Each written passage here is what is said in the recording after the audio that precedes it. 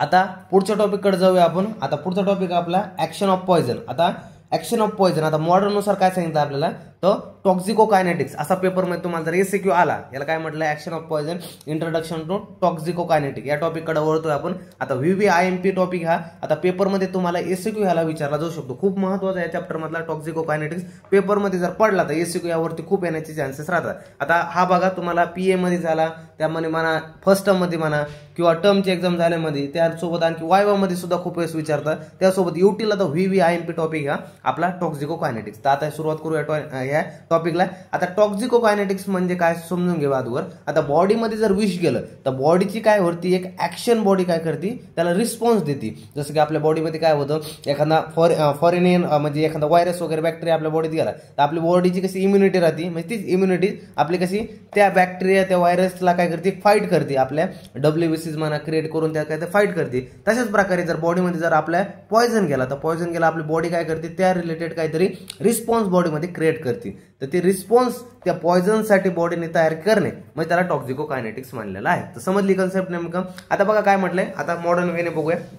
आता बघा toxicokinetics denotes the response of our body towards a poison. म्हणजे काय म्हटलं, टॉक्झिकोकायनेटिक्स डिनोट्स म्हटले the response of our body towards a poison. म्हणजे पॉयझन जर आपल्या बॉडीमध्ये जर गेला तर त्याला रिस्पॉन्स म्हणून आपली बॉडी काय करते, तर ह्याला टॉक्झिकोकायनेटिक्स असं म्हटलेलं आहे. आता बघा it is the study of the kinetics of absorption, distribution, metabolism and excretion. आता कायनेटिक्स स्टडी म्हणजे काय, हे काय टॉक्झिकोकायनेटिक्स म्हणजे काय, स्टडी ऑफ कायनेटिक्स. यामध्ये काय होतं, ऍब्झॉर्प्शन करतो आपण, अभ्यास करतो. डिस्ट्रीब्युशन म्हणजे पॉयझनचं ऍब्झॉर्प्शन, पॉयझनचं डिस्ट्रीब्युशन, पॉयझनचं मेटाबॉलिझम आणि पॉयझनचं एक्सक्रेशन. एवढं काय आपण यामध्ये शिकत असतो. ऑफ झिनोबायोटिक. आता झिनोबायोटिक म्हणजे काय म्हटलं बघा, फॉरेन सबस्टन्स, एखाद्या बॉडीमध्ये जो बाहेरून सबस्टन्स असतो फॉरेन सबस्टन्स और पॉयझन, याला आपण झिनोबायोटिक सुद्धा म्हणतो. आता बघा काय म्हटले, under the condition of the toxicity evaluation. तर अशा प्रकारे पूर्ण स्टडी ऑफ कायनेटिक्स म्हणजे टॉक्झिकोकायनेटिक्स आहे आपली. यामध्ये आपण स्टडी ऑफ कायनेटिक्स म्हणजे काय, टॉक्झिकोकायनेटिक्स यामध्ये काय डिनोट्स, टॉक्झिकोकायनेटिक्स डिनोट्स म्हणजे काय, the response of our body towards the poison. त्यानंतर यामध्ये काय शिकतो आपण, काय absorption, distribution, metabolism and excretion of xenobiotic म्हणजे काय, फॉरेन सबस्टन्स असेल किंवा पॉयझनचा असेल. तर समजलं. आता बघा यामध्ये 4 मुख्य जे स्टेप्स येतात टॉक्झिकोकायनेटिक्सच्या, ऍब्झॉर्प्शन, डिस्ट्रीब्युशन, मेटाबॉलिझम, एलिमिनेशन. त्या मुख्य 4 स्टेप्सवर आपला पूर्ण हा कन्सेप्ट आहे. आता ऍब्झॉर्प्शन, बॉडीमध्ये ऍब्झॉर्प्शन कसं होतं, त्याचं डिस्ट्रीब्युशन कसं होतं, त्यानंतर मेटाबॉलिझम त्यावरती कसं होतं, आणि त्यानंतर एलिमिनेशन मध्ये बॉडीच्या बाहेर कसं काढलं जातं. आता बघूया ऍब्झॉर्प्शन पहिली स्टेप आहे आपली. ऍब्झॉर्प्शन पहिली स्टेप आहे. आता यामध्ये काय म्हटलंय, before a poison can exert a toxic effect on the body it must be come in the contact with biological system. म्हणजे काय म्हटलंय, बॉडीमध्ये जर पॉयझन गेला तर ते जर टॉक्झिक इफेक्ट बॉडीमध्ये काय म्हणलंय सुरू करण्यापूर्वी त्याला काय करावं लागतं की बॉडीच्या बायोलॉजिकल सिस्टमशी कॉन्टॅक्ट मध्ये यावं लागतं. त्याशिवाय तो काय टॉक्झिक त्याची इफेक्ट दाखवत नाही. म्हणजे काय होईल, त्याला जर बॉडीमध्ये आपल्या पॉयझनला काय म्हणलं त्याचं ऍक्शन करायचं असेल तर त्याला बॉडीच्या बायोलॉजिकल सिस्टीम सोबत काय करावं लागेल, अगोदर कॉन्टॅक्टमध्ये यावं लागेल, म्हणजे बॉडीमध्ये यावं लागेल. त्यानंतर आल्यानंतरच त्याला पूर्ण काय करावं लागेल, त्याचा इफेक्ट तो दाखवल. नाही तर बॉडीच्या बाहेर राहून त्याला काही कोणताही इफेक्ट दाखवता येणार नाही. तर समजलं, बायोलॉजिकल सिस्टमच्या कॉन्टॅक्टमध्ये यावं लागेल. हे झालं ऍब्झॉर्प्शन. आता बघा आणि काय म्हटलंय ऍब्झॉर्प्शन मध्ये पॉईंट आता की rate and site of absorption may B impact factor. आता सॉरी इम्पॉर्टंट फॅक्टर म्हटलंय. त्यामध्ये रेट आणि काय साईट ऑफ ऍब्झॉर्प्शन म्हणजे काय म्हटलंय, कोणत्या रेटने तो ऍब्झॉर्प्शन होतो आणि त्यासोबत कोणत्या साईटमध्ये ऍब्झॉर्प्शन होतो, हे त्यासाठी काय होतं, पॉयझनसाठी इम्पॉर्टंट फॅक्टर म्हटलंय. आणि काय म्हटलंय की in the eventual toxicity compound. आता हे सगळं काय म्हणजे त्याला जर काय करायचं, टॉक्झिसिटी बॉडीमध्ये की म्हणजे पॉयझनला क्रिएट करायचं आहे, टॉक्झिसिटी कंपाऊंड म्हणजे आपला पॉयझन. त्यासाठी काय रेट मॅटर करतो, म्हणजे कोणत्या रेटने तो ऍब्झॉर्ब होतो, त्यासोबत त्याला साईट मॅटर करते की कोणत्या साईटला तो काय करतो की ऍब्झॉर्ब होतो. तर rate and site of absorption may be important factor in the eventual toxicity compound म्हणजे पॉयझनसाठी. नंतर बघा काय म्हटलं, and the absorption depend on the transport mechanism. आता ऍब्झॉर्प्शन काय करतो, डिपेंड करतं ट्रान्सपोर्ट मेकॅनिझमवरती. म्हणजे बॉडीमध्ये काय होतं, नॉर्मली तुम्हाला एक माहिती, आता इथे मी एक दाखवतो. आता कसं असतं, आपल्या अशी इकडे बॉडी असते समजा, बॉडी किंवा आपल्या बॉडीचं पार्ट धरला आपण, टिश्यू धरलं इथं, काय होतं हे आपलं मेम्ब्रेन आहे. ते आपलं कसं आहे, सेल मेम्ब्रेन आहे. आता काय होतं, सेल मेम्ब्रेनवरती काही इथं कॅरियर वगैरे राहतात, काही प्रोटीन्स वगैरे राहतात. ते आपले झाले टिश्यू, असे सेल धरा, सेल धरा. इथं आला आपला काय, आपला पॉयझन आला. आता पॉयझनचं काय करतं, आता ॲब्झॉर्प्शन व्हायचं ना त्याचं, आता हे ॲब्झॉर्प्शन व्हायचं. तर ॲब्झॉर्प्शन कसं मॅटर करतं, एक तर साईट अँड रेटचं पाहिलं आपण. आणखी दुसरी गोष्टीचं काय म्हटलं की डिपेंड करतं ट्रान्सपोर्ट मेकॅनिझम. आता ट्रान्सपोर्ट कसं होते, आता एक जर इथं पाहायला गेलं तर एक तर कसं ट्रान्सपोर्ट व्हायला इथं जर आपल्याला तुम्हाला माहिती आहे डिफ्युजन आहे, त्यानंतर फॅसिलिटेड डिफ्युजन आहे, ॲक्टिव्ह ट्रान्सपोर्ट आहे आपल्याकडे. तर अशा प्रकारे ट्रान्सपोर्टचे आपले विविध साधन आहेत आपल्याकडे. आता यामध्ये जर याचं सेल मेम्ब्रेन थ्रू जर नॉर्मली जर डिफ्युजन झालं तर थोडं होईल. त्यानंतर जर झालं तर दुसरं काय झालं, आपण नॉर्मल जर फॅसिलिटेड डिफ्युजन पाहिलं तर त्यामध्ये काय होतं नाही तर कॅरियर प्रोटीन थ्रू त्याचं काय होईल बॉडीमध्ये एंटर होईल. जर ॲक्टिवेटेड झालं तर जास्त त्याचं काय होईल बॉडीमध्ये ॲब्झॉर्प्शन जास्त होईल. तर त्याचं पहिलं काय मॅटर करतं, absorption depend upon the transport mechanism. तर ट्रान्सपोर्ट मेकॅनिझमवर तो पहिलं त्याचं ॲब्झॉर्प्शन डिपेंड करतं. और म्हटलंय passes through various cell membrane. तर सेल मेम्ब्रेन जे पाहिलं ना आपण त्यामध्ये काही जागा असतात जसं की कॅरियर वगैरे बी म्हटलं किंवा काही पोर्स वगैरे असेल तर ते सुद्धा मॅटर करतात त्याच्या पॉयझनच्या ॲब्झॉर्प्शनसाठी. आणखी बघा आता काय म्हटलंय, आता सेल मेम्ब्रेन आहे, आता मेम्ब्रेन आपली त्याला सेल मेम्ब्रेन असं म्हटलंय. मेम्ब्रेन म्हणजे काय म्हटलंय, कंपोज मेनली कशी असते फॉस्फोलिपिड आणि प्रोटीनने ती बनलेली असते. मेनली काय कंपोज असते फॉस्फोलिपिड आणि प्रोटीनने. ती नंतर काय असते सिलेक्टिव्हली परमेबल असते. आता ही जी सेल मेम्ब्रेन आहे, आता बॉडीची आपण म्हणलं सेलची ही सेल मेम्ब्रेन आहे, तुम्हाला माहिती तुम्ही 11वी-12वी मध्ये शिकले होते की सिलेक्टिव्हली परमेबल असते. आता सिलेक्टिव्हली परमेबल म्हणजे काय असते, ती ह्यांच्याकडे अशी परमिशन असते की म्हणजे एक सिक्युरिटी गार्ड होणी. ती आपल्या कॉलेजमध्ये एक सिक्युरिटी गार्ड नसतो का, ते सिक्युरिटी कॉलेजची आयडेंटिटी आहे का तुझ्याकडे, आयडेंटिटी कार्ड असलं तर आतमध्ये, नाही तर येऊ नको, परमिशन नाही तुला आतमध्ये यायची. तसंच म्हटलंय की तुम्हाला जर काय असतं हे सिलेक्टिव्हली परमेबल असतात. सिलेक्टिव्हली परमेबल असल्यामुळे काय करतात असं विचारतात की तुझ्याकडे आयडी कार्ड आहे का, परमिशन आतमध्ये जायचं, आतमध्ये आहे का, तुला सेलने बोलवलंय का. तो हा मला सेलकडून काय आलंय एक इन्व्हिटेशन होतं, माझ्याकडे इन्व्हिटेशन होतं आणि हे माझ्याकडे इन्व्हिटेशन मी दाखवतो आणि मला बॉडीने टिश्यूने आतमध्ये सेलने बोलवलंय. मग हे काय करतात, हे सिलेक्टिव्हली बरं आहे का, आहे तर चल, नाही तर नाही. मग पॉयझनकडे नाही आहे तर चल तू बाहेर. जर आहे म्हटलं की आहे त्यांच्याकडे निघलं म्हणजे समजा काय सिलेक्टिव्हली म्हणजे ते मोजकेच लोक आतमध्ये घेतात. म्हणजे सिलेक्टिव्हली म्हणजे तेच मोजके, इन्व्हिटेशन कार्ड आहे ना चल ये, नाहीये चल होय बाहेर. मग ह्यांच्याकडे काय असं ग्लुकोज कडा असतो, मग ग्लुकोज कडं इन्व्हिटेशन कार्ड असतं नॉर्मल तुम्हाला जे माहिती आहे. तर मग ह्याच्याकडे असतं सेलला गरज आहे मग चल ये रे बाबा. नंतर जर आणखी पाहिलं सोडियम कडं आहे चल ये रे बाबा. नंतर जर पाहिलं इकडे जर कॅल्शियम, आता कॅल्शियम कडे समजा पाहिलं आपण कॅल्शियम मध्ये ऑलरेडी एक्सेस मध्ये जर आतमध्ये खूप सारं कॅल्शियम पडलेलं आहे सेलच्या आतमध्ये, नॉर्मल सेलच्या आतमध्ये पडलेलं आहे. मग इथं पाहिलं एक्सेस मध्ये गरज नाही याची, मग सेल काय करते selectively cell membrane selectively permeable आहे, सिलेक्टिव्हली परमेबल हे पाहते आतमध्ये आहे का, मग तुझी गरज नाही रे बाबा, नाही तुला घेणार नाही, मग कॅल्शियमला घेत नाही. तसं पॉयझन मध्ये काय होतं, पॉयझनला काय करतं की सिलेक्टिव्हली परमेबल असल्यामुळे सेल मेम्ब्रेन काय होतं काही वेळेस आतमध्ये घेतं पण काही वेळेस घेत पण नाही. म्हणजे काय म्हटलंय की तो मोजके गुन्हे चुने लोक को ही अंदर लेता आहे अशी कंडिशन आहे काय सिलेक्टिव्हली परमेबल. त्यामुळे बऱ्याच वेळेस काय होतं सेल मेम्ब्रेन खूप मॅटर करतं पॉयझनच्या याच्यावरती ट्रान्सपोर्टवरती. त्यामुळे absorption depend upon the transport mechanism यावरती पहिला पॉईंटवरच म्हटलेलं आहे. आणखी बघा काय म्हटले depend on their molecular size. आता मॉलिक्युलर साईज सुद्धा डिपेंड करते की जे आता आहे यामध्ये काय असतात बघा, आता काही प्रोटीन मोठे असतात, खूप काही प्रोटीन मोठे असतात, तसं पॉयझनचे पण साईज मोठे असतात. आणि आपल्याकडे चॅनलचं जे असतं तोंड वगैरे ते ओपनिंग खूप बारीक असते, त्यामुळे काही ते आतमध्ये जाणार नाही.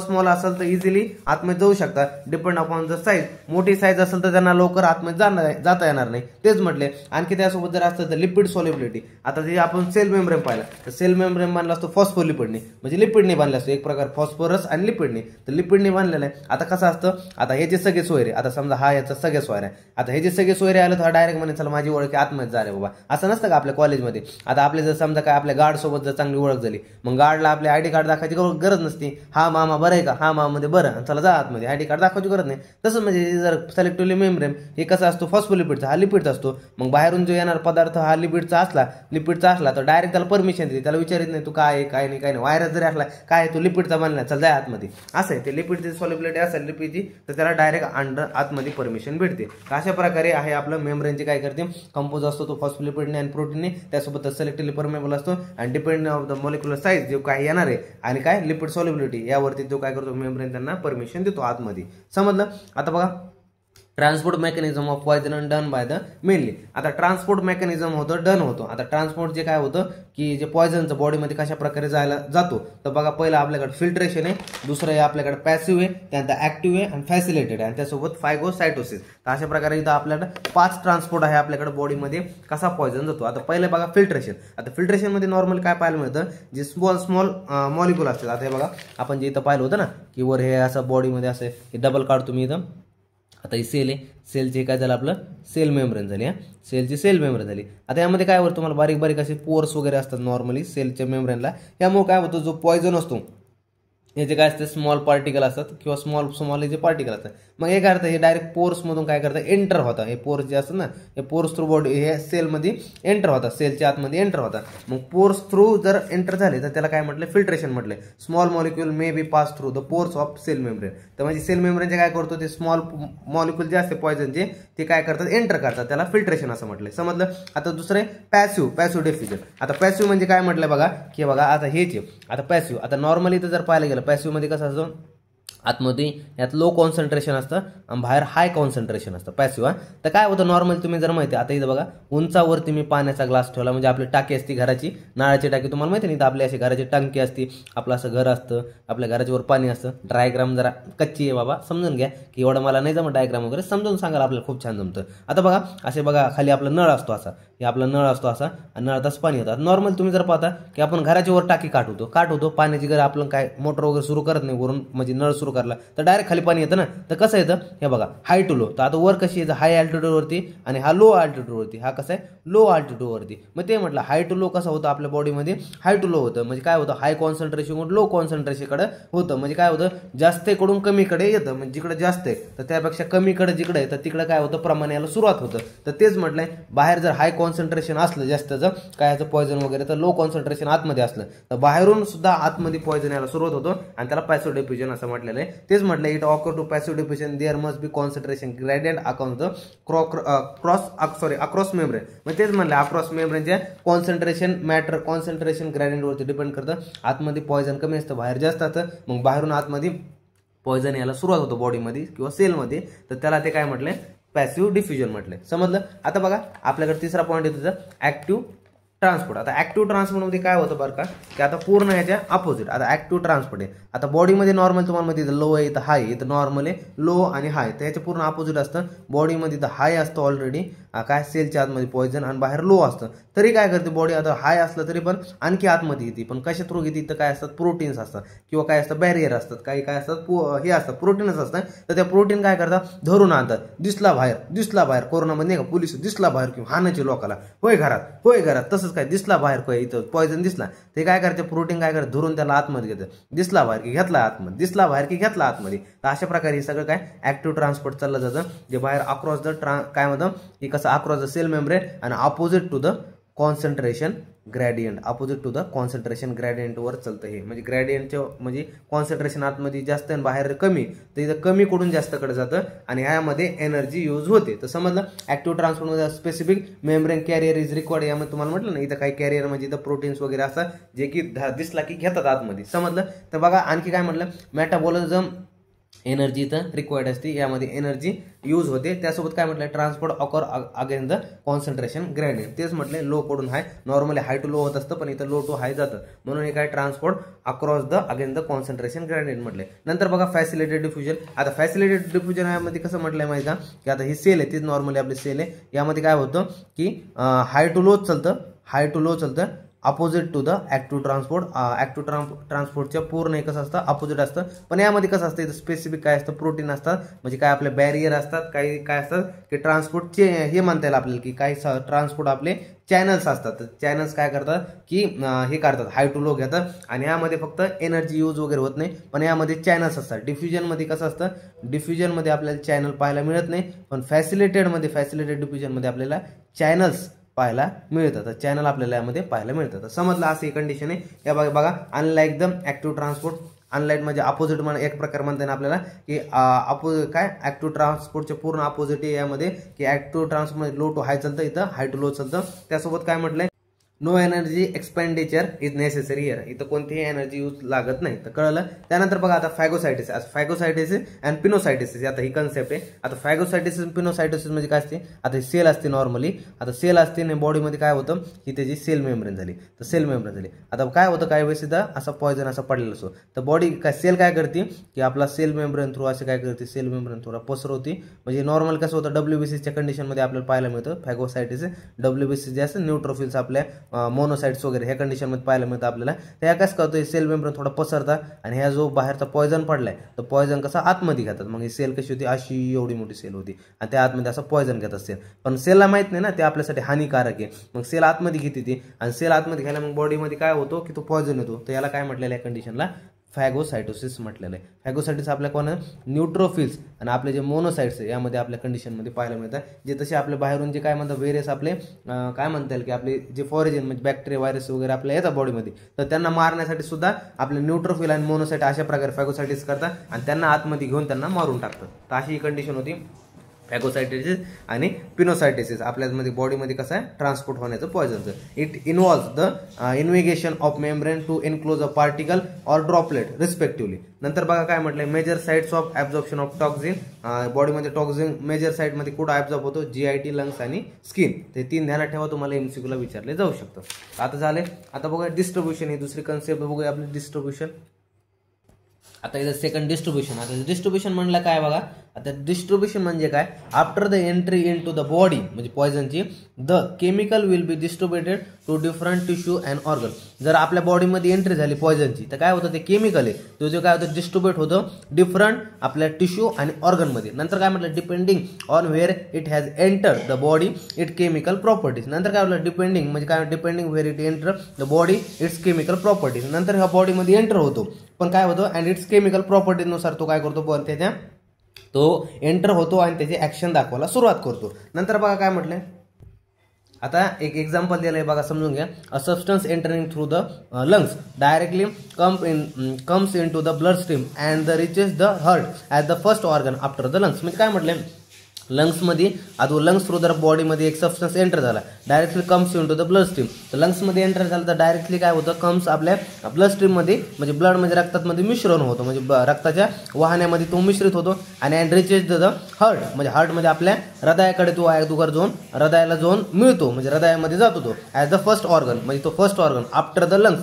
लंग्स नंतरचा म्हणजे लंग्स नंतर आपल्या फुफ्फुसाच्या नंतरचा जो फर्स्ट ऑर्गन असेल तो हार्टला जाऊन तो काय होतो सुरुवातीला जाऊन म्हणजे पहिला ऑर्गनला जाऊन मिळतो. तर अशा प्रकारे आफ्टर द लंग्स म्हटलंय लंग्सच्या नंतर जो पहिला ऑर्गन असेल म्हणजे तो म्हणजे हार्टला जाऊन तो भेटतो म्हणजे काय काय होतो त्याच्या हृदयाला जाऊन गाठतो. अशा प्रकारे रिचेस द हार्ट म्हटलेलं आहे. आता बघा नंतर काय म्हटलंय डिस्ट्रीब्युशन झालं म्हणजे काय झालं आपल्या हवेद्वारे आपल्या नाकात गेला, नाकातून थ्रू आपल्या फुफ्फुसात गेला, फुफ्फुसातून रक्तात गेला आणि रक्तातून कुठे गेला हृदयात गेला. तर अशा प्रकारे तो आपल्याला पूर्ण डिस्ट्रीब्युशन सांगितलंय. आता हृदयात गेला म्हटलं पूर्ण बॉडीमध्ये जाणार आहे. पूर्ण बॉडीमध्ये जर गेला तर मग सगळ्या बॉडीमध्ये ब्रेनमध्ये जाईल, पायात जाईल, हातात जाईल, स्टमक मध्ये जाईल, लिव्हर मध्ये जाईल, पॅनक्रियास मध्ये जाईल, जिथं नाही तिथं जाईल आणि त्यामुळे गेल्यामुळे पूर्ण बॉडीमध्ये पॉयझन हा पसरल्यामुळे पूर्ण बॉडीला काय करतो आपला नाश करणं आणि त्यामुळे आपला प्राणाचा सुद्धा नाश करू शकतो. तर समजले डिस्ट्रीब्युशन. आता बघा डिस्ट्रीब्युशन डिपेंड ऑन 3 फॅक्टर. आता 3 फॅक्टरवर डिस्ट्रीब्युशन डिपेंड करतं the binding of the substance to the plasma protein. आता काय म्हटलं जो सबस्टन्स असेल म्हणजे आपला तो काय असेल काय असेल तो आपला पॉयझन असेल तर तो बाइंडिंग होणं जो आपल्या प्लाझ्मा प्रोटीनला किती प्रमाणात बाइंड होतो तर हे पहिलं मॅटर करतं. अशी सेल आहे तर सेलला तो किती प्रमाणात बाइंड होतो तर पहिलं आपलं मॅटर करतं. कमी प्रमाणात बाइंड झालं तर कमी त्याचं ऍक्शन होईल, डिस्ट्रीब्युशन होईल. ऍक्शन म्हणजे ऍब्झॉर्प्शन कमी झालं तर डिस्ट्रीब्युशन पण कमी होईल, ऍब्झॉर्प्शन जास्त झालं तर डिस्ट्रीब्युशन सुद्धा जास्त होईल. तर डिस्ट्रीब्युशन मॅटर करतं 3 फॅक्टरवर झालं पहिलं. त्यानंतर partition between blood and specific tissue. आता काय म्हटलंय जे आपलं नॉर्मली आता ब्लड असतं आता ही अशी आपली ही असती काय असती आपली ब्लड व्हेसल असते, नॉर्मली ब्लड व्हेसल असते ह्यामध्ये ब्लड असतो. आता ही टिश्यू असते. आता ही लंगची टिश्यू धरली आपण तर लंगच्या टिश्यूमधून काय आला हा आला आपला पॉयझन बाहेरून आला. लंगच्या टिश्यून इथं आला त्यानंतर इथून काय झालं ब्लडमध्ये गेला. तर काय म्हटलंय ह्यामध्ये जो अगोदर बॅरियर आपल्या दोघांमध्ये होतो ही आता हे नॉर्मली हे पण बॅरियर आहे. इथं आपलं काय स्क्वॅमस इपिथेलियम आपले जे काय म्हटलं इपिथेलियम त्यासोबत आणखी दुसऱ्या इथं म्हणजे दुसऱ्या 1-2 सेलचे आपल्या इथं काय पडतात की रस्त्यामध्ये बॅरियर ठरतात सेल मेम्ब्रेन वगैरे. तर हे काय करतात सेल मेम्ब्रेन असताना की दुसऱ्या कोणत्या सेलच्या मेम्ब्रेन असतात तर हे अगोदर बॅरियर ठरतात. आता ह्यामधून तो किती प्रमाणात ट्रान्सपोर्ट होतो किती प्रमाणात ट्रान्सपोर्ट होतो जर 90% म्हणजे धरलं तर नॉर्मली जास्त ट्रान्सपोर्ट झाला तर बॉडीमध्ये जास्त डिस्ट्रीब्युशन होईल, तर जास्त ट्रान्सपोर्ट झाला तर जास्त डिस्ट्रीब्युशन होईल आणि जर कमी ट्रान्सपोर्ट झाला तर काय होईल कमी डिस्ट्रीब्यूट होईल. तर तेच म्हटलंय की पहिलं partition between blood and specific tissue मधले ते ब्लड आणि स्पेसिफिक टिश्यू मधलं सुद्धा पार्टिशन मॅटर करतं. नंतर बघा परमेबिलिटी ऑफ सबस्टन्स. मग सबस्टन्सची परमेबिलिटी म्हटलं ना आता तो लिपिड सोल्युबल आहे का, त्यानंतर परमेबिलिटी लिपिड सोल्युबल असेल तर काय होईल जास्त काय होईल लिपिड सोल्युबल असेल तर जास्त बॉडीमध्ये काय होईल की प्रसार होईल म्हणजे डिस्ट्रीब्यूट होईल. लिपिड सोल्युबल जास्त असला तर ऍब्झॉर्प्शन जास्त होईल, ऍब्झॉर्प्शन जास्त असलं तर डिस्ट्रीब्युशन जास्त होईल. समजलं permeability of substance to across specialize म्हणजे स्पेशलाइज बॅरियर. तर जे काय बॅरियर असते मधले जे चेन असते सेल मेम्ब्रेन वगैरे असते तर त्यांच्या तो परमेबिलिटी किती परमेबिलिटी जेवढी जास्त असेल ना तेवढं ऍब्झॉर्प्शन जास्त होईल आणि ऍब्झॉर्प्शन जेवढं जास्त होईल तेवढं डिस्ट्रीब्युशन जास्त होईल. तर ही आपली टोटल कन्सेप्ट होती डिस्ट्रीब्युशनची. आता बघा पुढे बघूया मेटाबॉलिझम. आता मेटाबॉलिझम काय म्हटलं, metabolism mainly in the liver मध्ये होतं, also some extent in other such as a gut and other lungs. म्हणजे काय म्हटलंय की मेनली लिव्हर मध्ये होतं आणि ऑल्सो सम एक्सटेंट तर इन अदर ऑर्गन्स, तर काही ऑर्गन मध्ये सुद्धा होतं हे मेटाबॉलिझम. त्यासोबत आणि काय म्हटलं गट मध्ये सुद्धा होतं आणि लंग्स मध्ये सुद्धा होतं. आणि काय म्हटलं chemical can be converted to the other substance by specific enzyme. तर जे केमिकल असतं तर केमिकल कॅन बी काय कन्वर्टेड होतं to the other substances. Chemical जे असतं पॉयझनचं तर ते अदर सबस्टन्समध्ये कन्वर्ट केलं जातं बाय स्पेसिफिक एन्झाईम असतात प्रत्येक जागेवरती. तर ते आपापल्या एन्झाईमनुसार काय करतात ते, जसं की लिव्हरमध्ये गेलं तर लिव्हरचा, गटमध्ये गेलं गटचा, तर आपापले जे असतं ते एन्झाईमनुसार ते काय करतात स्पेसिफिक ते केमिकलला सबस्टन्समध्ये कन्वर्ट करतात. नंतर बघा this enzymes are main to be convert the useful nutrient to necessary form to be use the body. आता हे काय करतात एन्झाईम काय करतात, जे युजफुल न्यूट्रिएंट मध्ये काही कन्वर्ट केलं जातं तर ते बॉडीला काय केलं जातं ऍब्झॉर्ब केलं जातं काय जे यूजसाठी बॉडीच्या. नंतर काय म्हटलं and convert harmful toxin to harmless substance that can be quickly remove from the body. आता बॉडी काय करते, काही युजफुल तयार केलं काही हार्मफुल तयार केलं. आता हार्मफुल तयार केलं तर बॉडी काय करते, ते हार्मफुलला काय करते बॉडीच्या क्विकली बाहेर काढलं जातं आणि ते बाहेर काय मग काढल्या मग काय होतं बॉडी थ्रू काय करून हार्मलेस असल्यामुळे ते काय ते हार्मलेस असतं, ते बॉडीसाठी हार्मलेस असतं पण टॉक्झिक असतं, हार्मफुल टॉक्झिक असतो आणि हार्मलेस सबस्टन्स असतो. त्यामुळे ते काय करतो बॉडीमध्ये क्विकली आपल्या बाहेर काढलं जातं. मग कशा बाहेर काढलं जातं ते आता एक्सप्रेशन मध्ये शिकायचं आपल्याला. आता बघा मेटाबॉलिझम झालं, मेटाबॉलिझम मध्ये आपण काय केलं की त्याला दोन तुकड्यात फोडलं की एक युजफुल पार्ट मध्ये आणि एक युजफुल पार्ट मध्ये आणि एक हार्मफुल पार्ट मध्ये. एक आपण मेटाबॉलिझम मध्ये दोन पार्टामध्ये दोन ह्याच्यात तोडलं त्याला, एक युजफुल मध्ये आणि दुसरं काय आपलं की हार्मफुल पण कसं हार्मफुल कसं म्हटलं की हार्मलेस सबस्टन्स मध्ये. हार्मफुल टॉक्झिन असेल पण तू कसं हार्मलेस सबस्टन्स हार्मलेस असेल ते हार्मलेस सबस्टन्स मध्ये आपण त्याला कडलं असेल. मग ह्याला काय करतो आपण नॉर्मली आपल्या बॉडीमध्ये ॲब्झॉर्ब केलं जातं आणि ह्याला कसं केलं जातं एक्सक्रॅट आपलं नॉर्मली एक्सक्रेशन थ्रू बॉडी काढलं जातं. तर एक्सक्रेशन आता शिकायचं आपल्या बॉडीमध्ये कसं काढलं जातं. Finally substance remove from the blood via metabolism or excretion. जर आता फायनली हा सबस्टन्स आहे म्हणजे आपलं पॉयझन सबस्टन्स आहे हा रिमूव्ह करतो आपण ब्लडमधून व्हाया एक तर मेटाबॉलिझम थ्रू किंवा एक्सक्रेशन थ्रू. आता बघा काय म्हटलंय रिमूव्ह थ्रू द फिसेस. आता नॉर्मली काय करतं जे पॉयझन असतो तो आपला फिसेस थ्रू जास्त करा काय आपण काय करतो रिमूव्ह करतो, इन्क्लुडिंग बाईल म्हटलंय, त्या युरिन म्हटलंय, ब्रीथ म्हटलंय, म्हणजे यामध्ये आपण काय करतो तो बॉडीच्या बाहेर काढला जातो. And to a lesser extent excretion of a substance. आणि थोड्याफार प्रमाणात आणखी सुद्धा आपण करतो depending on its chemical and physical property.